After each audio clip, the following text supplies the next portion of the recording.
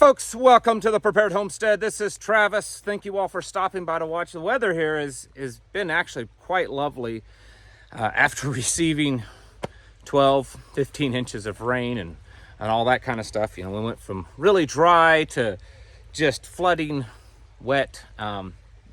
It's the Ozarks. It's crazy.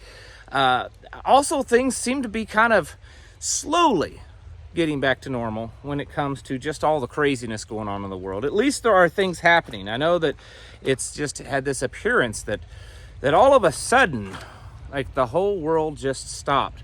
I don't think that's necessarily true. I think a lot of it is because here's the thing. The reality is anymore, a vast majority of the news that we get, that exists, it's not just that it's put out there by individuals, you know, like say on X or even Facebook or other platforms. It's also controlled a lot, as much as no one wants to admit this, at least certain people. It is controlled by algorithms. And so you're only seeing what the algorithm says that you want to see. And there may be things going on that you don't even know about. I mean, how many of you, maybe you have a Twitter account, X, whatever it is, and then your wife does, and you look at hers and she's seeing a whole different bunch of stuff than you are. That's part of it. I do think the whole world, or at least America and parts of the world, were kind of shocked at the election, and probably some celebration. And there's just this lull going on there. But there are things happening. For instance, Lebanon, Hezbollah, has launched, I think, something like 100 rockets into northern Israel. So expect some more increased heated activity there. Israel's probably going to retaliate, I'm sure. Israel, Benjamin Netanyahu stated in regards to Iran that he has spoken with Trump, and Trump and he see eye to eye on how to deal with Iran. So does that mean that we're gonna go to war with Iran? Because that's what Israel wants to do. I mean, they've said that. He also said that Iran needs to the nuclear capabilities, or any possible nuclear capabilities of Iran, needs to be taken out and dealt with, and it needs to be gone. The United States has conducted airstrikes into Iran for taking out some Syrian rebels. So there's stuff going on there. Bitcoin has broke above like 88,000. I said the other day, maybe it was yesterday, day before, I don't remember now. Is it possible that Bitcoin could hit 100,000 by the end of the year? I mean, we're only 12,000 away from that. So, yeah, I think it's possible.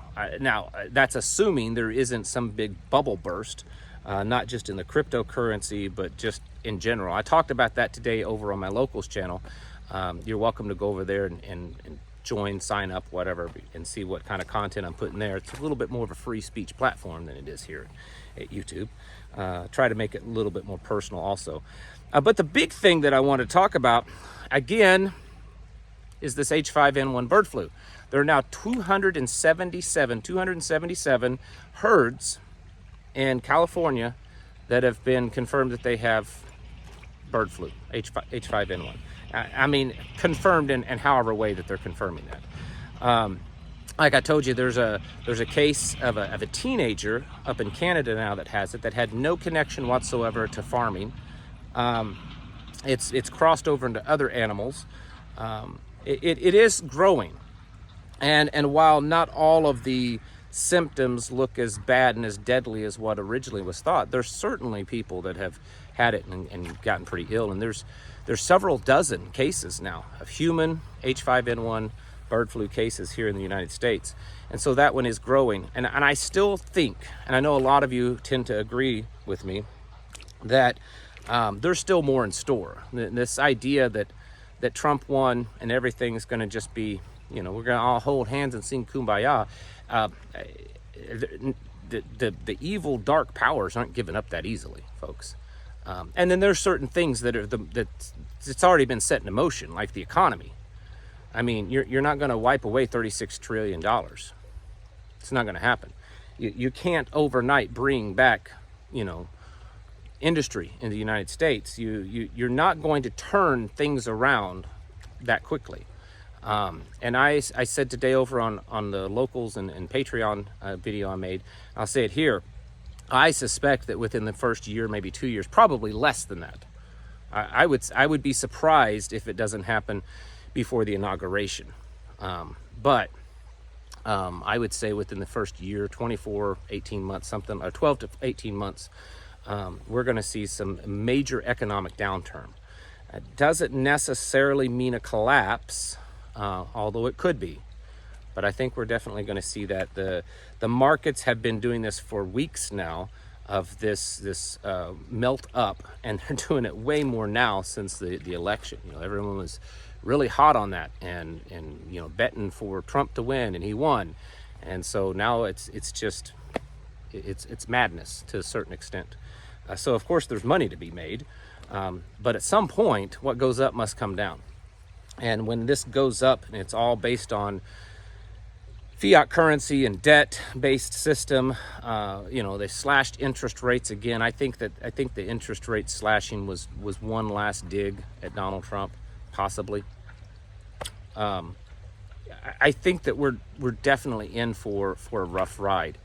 Maybe not as rough, could be more, but I'd say the main thing is it's probably not the same thing that we were all anticipating, or that many were anticipating that would happen. A lot of people thought Kamala was going to win, and then this and this and this would happen, or that Trump would win, and there'd be massive riots in the streets, which still could happen. I mean, we've still got the inauguration, still got the certification of the vote and the inauguration.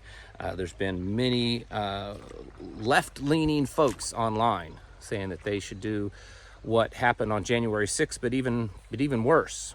And we'll see if that happens. I'm not holding my breath, but at least that's what they're saying. Also, Donald Trump has appointed a new border czar. This guy has already made statements that they will start going around and rounding people up at businesses and kicking them out. And I have no problem with that whatsoever. But if we do have millions, 10, 12, 15, 20 or more million people in this country that, are on the chopping block of being kicked out, what are the odds that all of them it happens smoothly? I mean, we're talking that's a massive amount of people. And even if a smaller percentage of them resist, retaliate, do something like that, could be a lot. So, even if what is happening or what is planned, about to happen with this new administration, sets us down a more correct, conservative, constitutional path, don't be caught up in the fact that it's all just going to happen smoothly. There's still rough days ahead. The country, economically, politically, socially, globally, has been thrust down such a dark path for so long, so deep into that it's impossible to just turn it all around and everything be okay. I'm not saying it can't be turned around. It's just impossible to do it and everything will be okay with that. There's definitely going to be pushback. There's going to be hard times ahead. So don't relax yourself too much. I know I've said that a lot lately, but it's true. We've got to. It doesn't have to be a frantic level of preparedness based on what's happened, but we still need to put effort and serious intent into making sure that we're ready, because honestly, in a lot of ways, where we could be going, if things turn out good, where we could be going in that sense, getting there could be just as dangerous, could be just as volatile, as if Kamala Harris was in power and pushing an even further left agenda.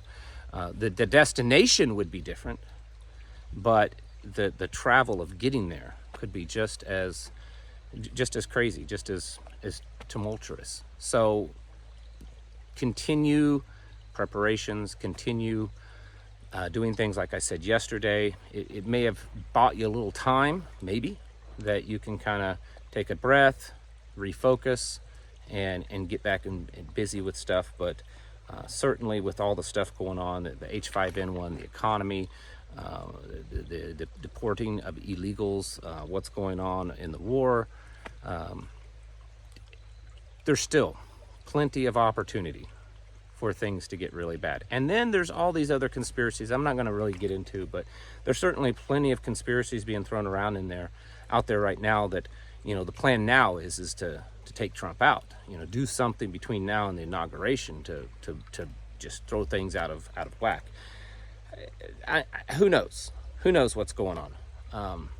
We can't know those things. It's just impossible for most of us to have that level of knowledge of what's going on, or level of intelligence of what's going on.